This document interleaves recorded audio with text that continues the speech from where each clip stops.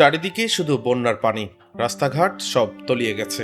ঠিক এমন এক সংকটময় মুহূর্তে প্রসব বেদনায় কাতরাচ্ছিলেন এক অন্তঃসত্ত্বা নারী।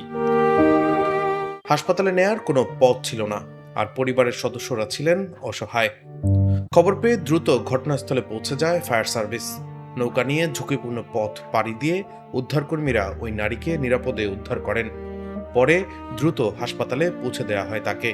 সময় মতো এই উদ্ধার অভিযান মা ও অনাগত শিশুর জন্য নতুন আশার আলো হয়ে আসে। এদিকে দেশের বিভিন্ন জেলায় বন্যা পরিস্থিতি এখনও উদ্বেগজনক।